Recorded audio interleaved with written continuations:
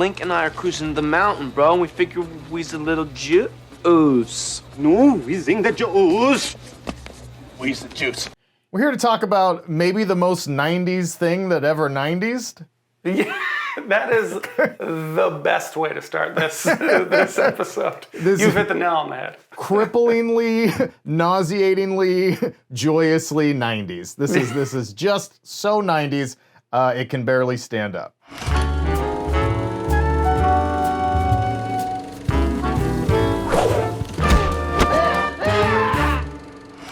Talking, of course, about the 1992 film Encino Man, starring Sean Astin and Brendan Fraser and Pauly Shore, right as he was ready to crest upon the world his very unique brand. Boy, did he. Boy, did he. Oh, hey, Robin! Where do you want to start? There are so many places to start, I think, with this film. Well, I always like to just get a general sense of like, did you like it when you saw it back then? Were you a fan of it as a kid? Or is this the first time you've seen it? Which is always possible. Always a chance. No, come on, this is right up my wheelhouse. I've seen almost every Pauly Shore movie. Like, not that I'm some huge Pauly Shore fan, but I'm a comedy fan. This is in my wheelhouse. This is very easily digestible teen comedy. From the 90s, there's a good chance that I saw it. So, yeah, I enjoyed it back then. I enjoyed it for what it was. I really disliked it today. Really? I really disliked it today, and I'd love to get into it. And I hate being this jerk to, like, I'm sure, well, let me start here. Do you think that this has, like, a cult following, so to speak? Like, is there a group of people who will die on this hill that this is one of their favorite movies from growing up? I think everything has a cult following, like, you know, like to a degree, everything. So I'm sure this does too. It's hard for me to imagine that there are people out there who would like go to the mat on this being like a great film. You know, like maybe they like it. You know, maybe they love it. It's like, one of their favorites. I love this film so much. Like, shut up, you idiot. Yeah, like, it's dumb fun. It's fine. I loved it as a kid. That's the comments we're gonna get. I love it now. I could see that for sure. For sure.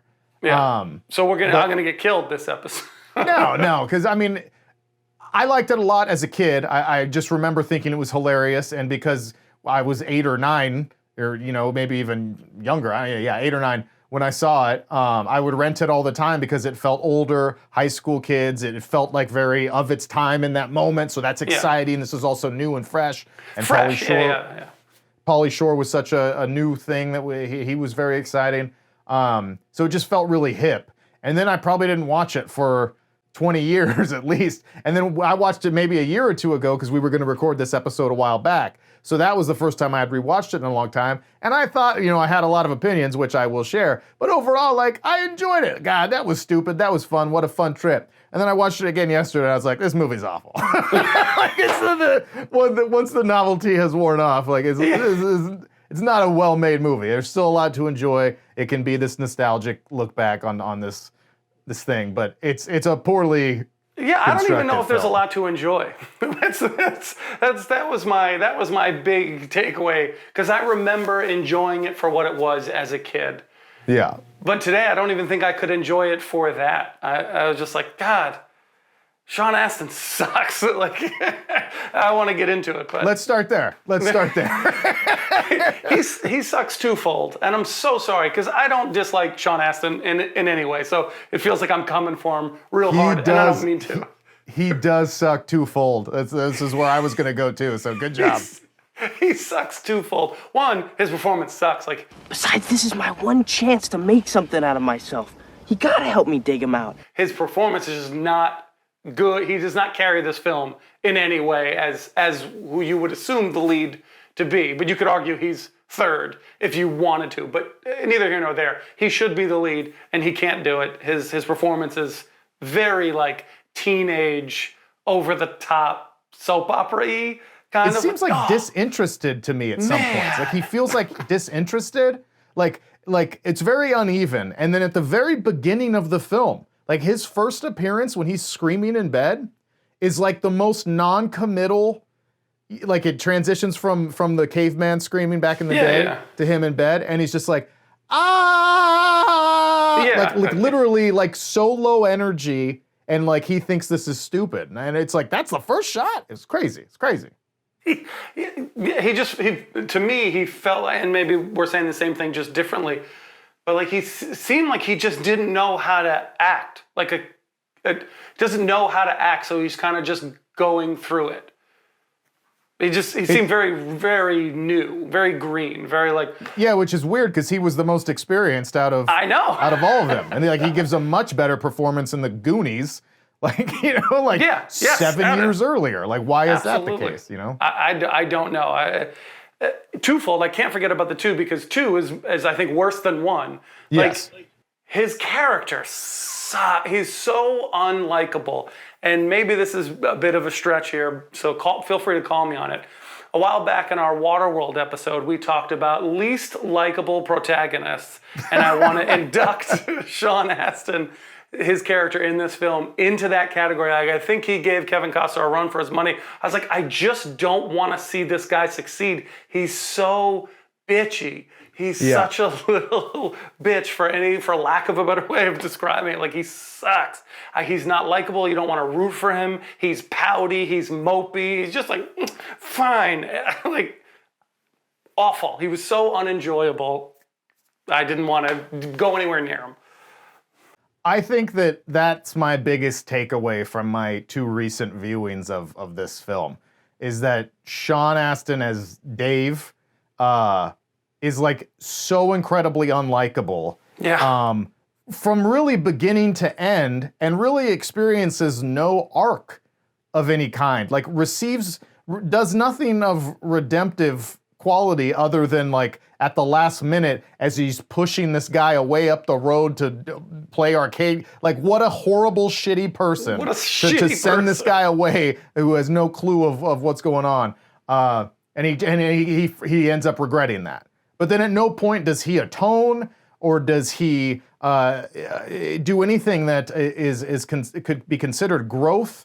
He's still a little like, oh yeah, go have fun with my girl, even though it's not his girl. She, for all the credit in the world, like, stays away. And I'm using it to ask you to go to the prom with me. So just say yes, okay? No. I'll take anyone but you. Yeah.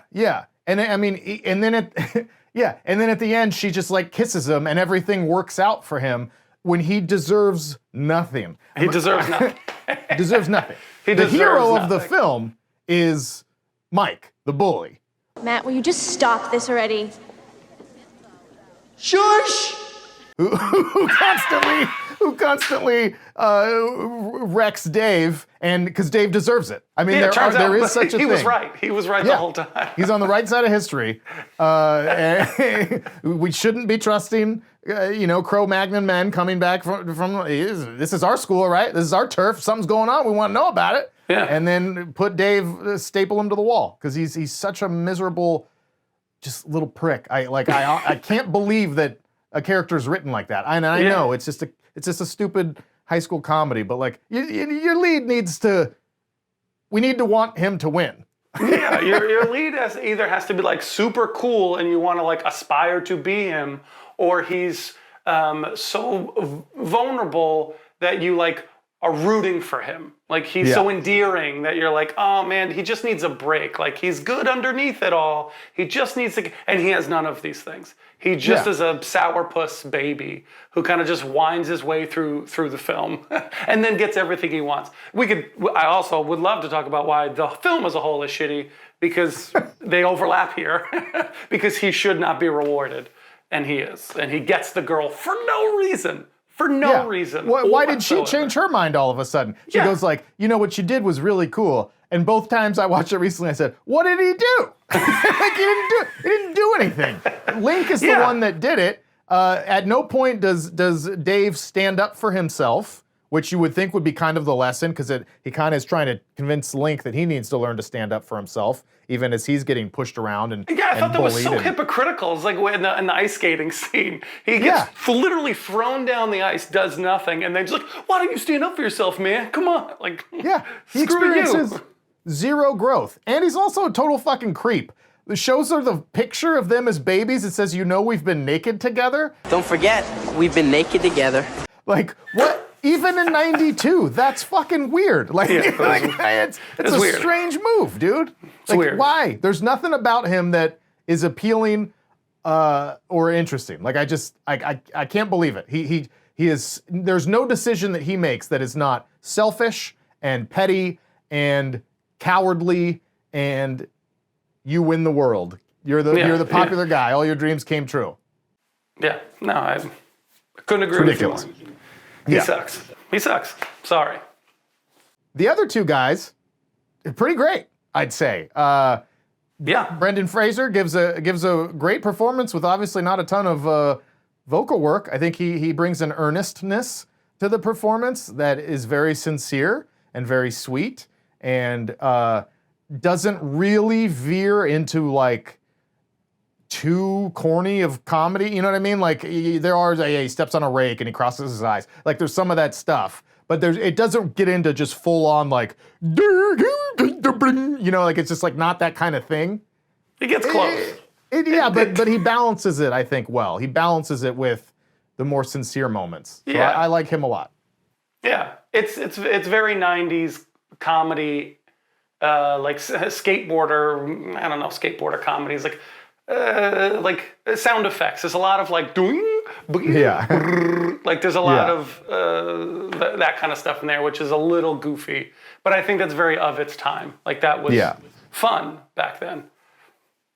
And Pauly Shore, I would say my biggest takeaway from this recent watch was like, I really think he's very talented, and he took over the world there for a few years and then burned out really quickly because the bit wore thin. Yeah.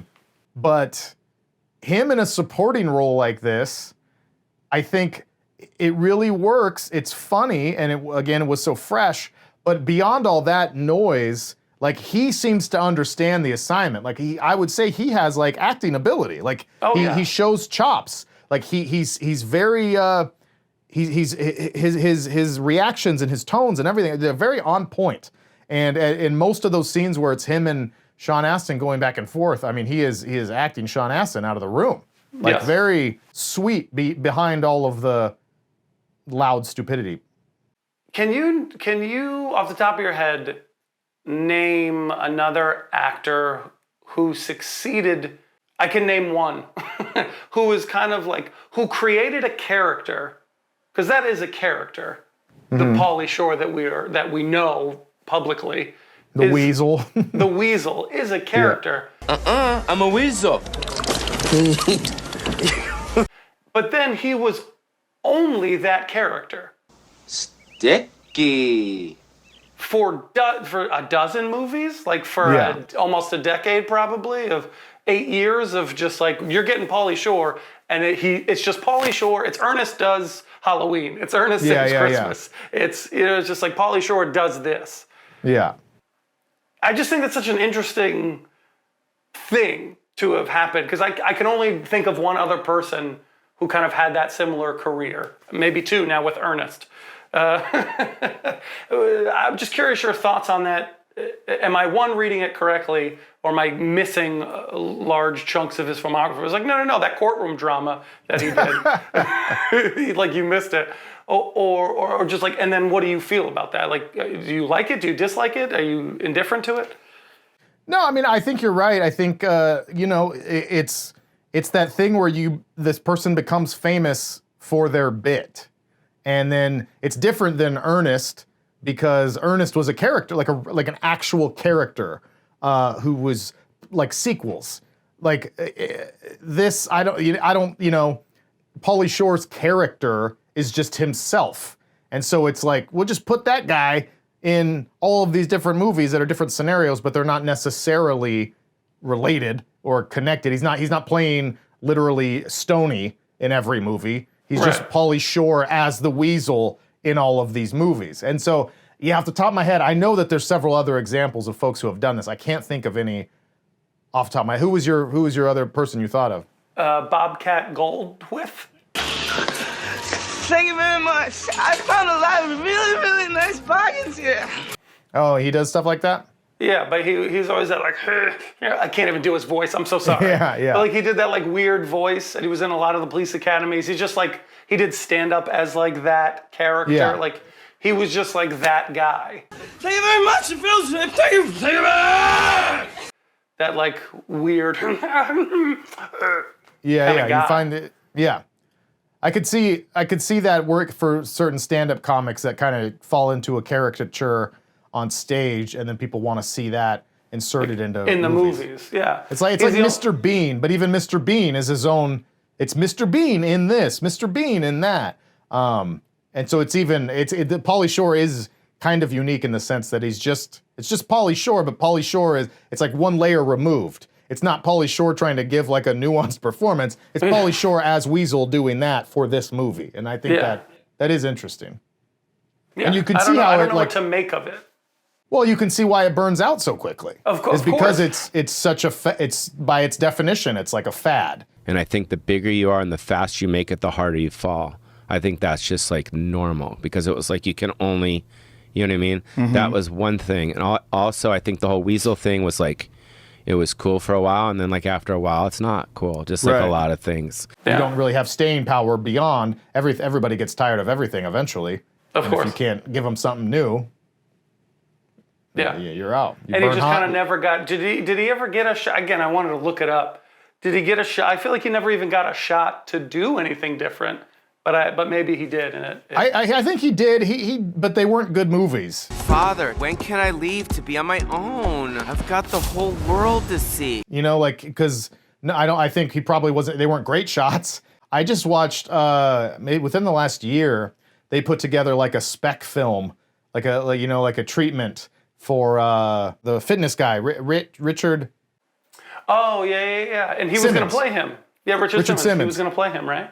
Yeah. So they did like a 15-minute short film with him playing him, and he does a good job. He's hunting a little bit, you know, like because you can tell he's like laying it on a little bit, really going for it. But it's like he does good, and he's perfect for that guy. Yeah. I would love to see him do more, but I think he just became because that's the other downside to like becoming famous for doing a bit is like then that bit becomes your personality. Like that's what your public persona is, what people expect from you. And so if you ever grow out of that just naturally because you're maturing and you're changing, you want to try something new, people don't want that.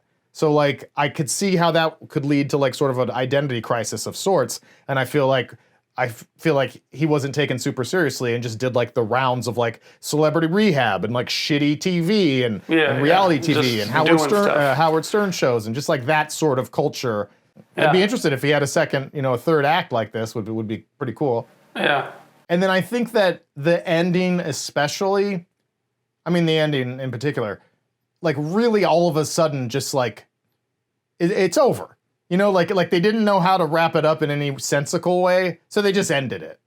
And that feels weird. It's not like they did such a great job of like building out this world in the first two acts, but I would say at least like yes, it's a stupid concept, even though I think it's a really funny idea. Like I think it's a funny idea. I think the concept itself can work, but like yes, from a very realistic logistical, of course, it's impossible. Whatever. Moving beyond that, it's a funny premise for like a high school stonery comedy. Yeah. But I think they do a good job, a good enough job at like, okay, he convinces his parents that they forgot that they're gonna have a foreign exchange student. Okay, he talks him into school. Okay, like they do enough of that to just like quiet the voices of like, well, this is stupid. Yeah. But then at the end, they don't have a resolution. So it's just sort of like, oh, he's exposed as he's a caveman, but no one cares. Why would they? Now, but like, why would they? I know, but there's but no it's like, reason. There's nothing. That's another thing. Like if developing those stakes. If one of the speaking of stakes, if one of the fears that's sort of like omnipresent throughout is that they're going to find him and chop him up into little pieces and do experiments on him, like at the end you're just sort of like, whatever, no one cares. But it's like, well, now this problem is there. This problem that you've talked about the whole movie is people are going to want to come do tests on him. Yeah. And this just, I know it's just a stupid comedy, but like that feels a little weird to me. Like it's just Have like, oh an yeah, we're inkling. moving on, and now this girl's here, his girlfriend, and now everybody's happy. Isn't that I great? mean, that really pissed me off. Like, and here's his girlfriend. Like, where did she come? How did that even happen? But to your Another point, earthquake. to your point, like, have that be if you're gonna say that's the biggest con here, or source of conflict, is like they're gonna, if they find him, they're gonna do tests on him, and I would never want to harm him, even though the second he talks to my girl, I'm gonna kick him down the street. Yeah. Then have a thread of like a news report, caveman. So, people are looking for that. Like, okay, that's enough. You don't need to like get into it. Yeah. But It doesn't have to be level in of thread. depth. One of my biggest issues with the whole film, this film should have like one clear goal for your protagonist. There needs to be no second level of thinking. The first scene of the movie, he clearly lays out like 3 goals that he wants to do. He wants to be prom king. He wants to have an epic, pool party. He wants to be remembered for something. Like he wants to be the prom king. He wants to, like, he lays out this whole like future of like, he wants to just be the coolest, but then does nothing to do any of that. Like the movie is not about him trying to be prom king, because he takes no steps to becoming the prom king, because his focus then becomes on getting the caveman up and running, and like, wouldn't that be cool, and trying to be cool through that. But like his real goal is to get this girl to like him, not even to do any of that other stuff. Yeah. So like, it's just so that his motivations are like his goals, what we're trying to root for, even though he's so unlikable, I don't even know what to root for him, because it's not even clearly stated. And this movie shouldn't be that convoluted where I'm searching for like, what is he trying to do again? What is the point of any of this? He just found a caveman and he's just bringing him to school and doing stuff. Yeah. Like if he can't reveal that he found a caveman, because originally that's what he thinks is going to make him cool, is, oh, everyone's going to think it's so cool that I found this caveman in my backyard. But it's a secret. Now you can't share that with anyone. This could mean fame or money or popularity. So now you're just like, oh, I'm going to bring this guy around and he's going to make us cool because people think he's cool. But then to your point, there's no real clear objective beyond just like hang out with him and hope things go well, even though everyone likes him. They don't like me. Like your girl likes him, doesn't like you. Yes. Everybody keeps telling the Link to stop hanging out with those guys. Yeah, like, rightfully so. Yes. I just feel like that is what unravels most of anything of this film. Like, it just needed to be very simple. Hey, I love this girl since I was little, and then use this caveman to get her somehow. But it's all convoluted and stupid. Yeah. It wants to focus too much on the misadventures of this caveman in the modern world, as opposed to like character development for your lead. But then make him your main character, because I don't think the film thinks that Link is the main character. No, it thinks Dave is. Exactly. But so if you just want to do a funny fish out of water story with a caveman, like make him the main character. Make him try and figure out how to exist in this world. Make him get a job. Blast from the past. There you go. Didn't do it differently. Anyway. Yeah, I know it's totally. a dumb movie. I I'm agree. sorry. One of my favorite lines and parts of the movie is when he tries to push him away to go up the road, and Pauly Shore shows up, and they get in their confrontation. Pauly Shore, I think, does great acting, great delivery, and he just goes like, Those are desperate words of a loser. and he's just like telling Sean Astin off, and I'm just like, yeah, tell him, kick his ass. Like, I hate this guy. Are there any bits that made you chuckle at all now, or was it pretty much just like, ugh? I'm trying to think of anything. I mean, the charm of Pauly Shore, his the thing where he's like nailed the stuff, like I mentioned it before, like he even nailed the pause. It made me like chuckle. Like his bit was very nostalgic for me, so I just kind of enjoyed. Oh yeah, I remember how big of a deal this was for a short period of time. You know who I like the best? I like two people. I really do like the bully. I thought the bully, He's thought great. he was great. He was a lot of fun, like a fun bully. He's very fun. His little like hand cracks and just his little mannerisms are very good. Overperforming in a fun way. I think. He understood it. But I love the dad. That's so funny. I had the same thought. We're getting old, dude. Do you know why I love the dad? I love the dad because he's in License to Drive, and I love License to Drive. Funny. He's the dad in License to Drive, and it reminded me. I was like, oh yeah, I love this dad. Reminded you of a movie you like more? But Young he was Heather like Graham. such an 80s, 90s dad. It looks exactly the same. Yeah, he's around a lot. He's in a lot of stuff. And his I think he's a good character actor. He's a. I laughed out loud just at one of the scenes at the dinner table, like right before Fraser's eating dog food out of the bowl or whatever, and it just like cuts to him in the midst of all of this fucking chaos, and it's not. He's so subtle, but just like behind his eyes, you just like. I want to put a bullet in my brain. He's like, his energy is just like, this is my life. This is what I deal with. And it's just like it's like, honestly, I thought it was the funniest part of the movie. I was like, this guy is just not saying anything. He's not even like squirming, but just in his eyes, he's just so he's so tired of this shit. He's so tired of this house. I thought it was so funny. Yeah, he did great. I wanted more of him. Yeah, make a movie about him. That's now that we're 40, that's what we want. We relate to that guy. A dad slowly dying inside. I can't let this episode go much further without speaking of the Mexicans in the bar. This is up to you.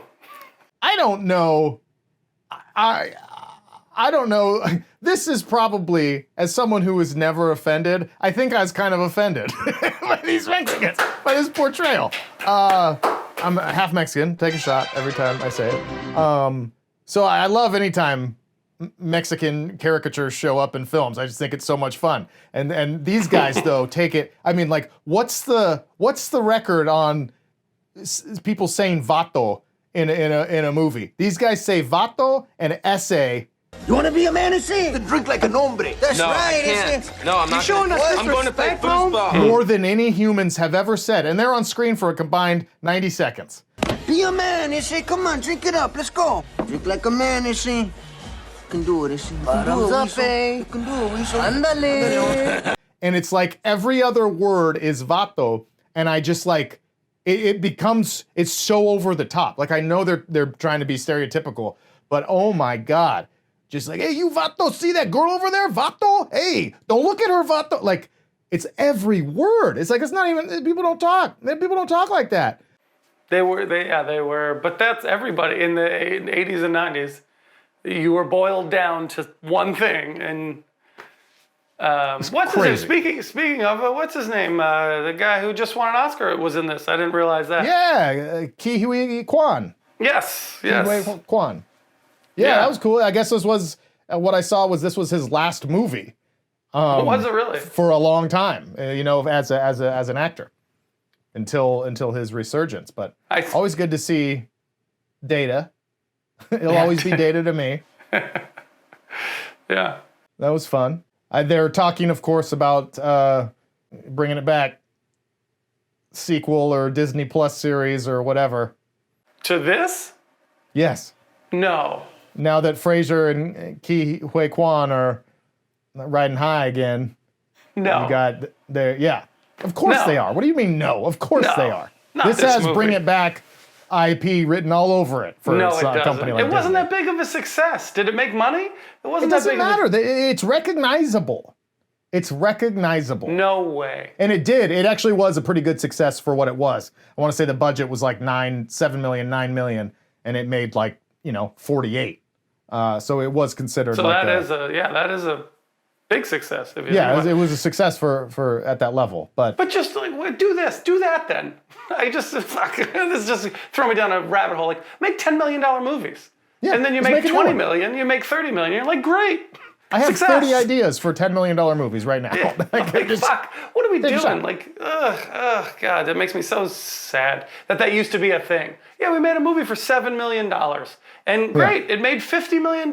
Awesome. What a huge win. What a huge win. Like this Yeah. little silly caveman comedy has a chance to be successful because the bar is financially lower. Yeah. Great. Fuck you guys. You're ruining everything. Do you want to apologize to the Encino Man fanatics, the Encino heads, for insulting what? their favorite film? No, get a better film. Go watch Clueless This is or Can't Hardly coming from Wait Keith. or Coming from Keith. fucking Ferris Bueller's Day Off. There's so many much better teen comedies. Go watch Not Another Teen Movie. It's much better. You can forget another Pauly Shore movie. You know, people. Where do you land on Biodome? Biodome's got a lot of defenders. Biodome is better than this. Jury Duty in the Army Now that's probably better than this. Yeah. Stepson, stepbrother, Son-in-law? son-in-law. Yeah. Son-in-law? Yeah. I don't remember Son-in-law. I don't think either, I've but- sing it, but I don't really. I know Carlo Gugino's in it.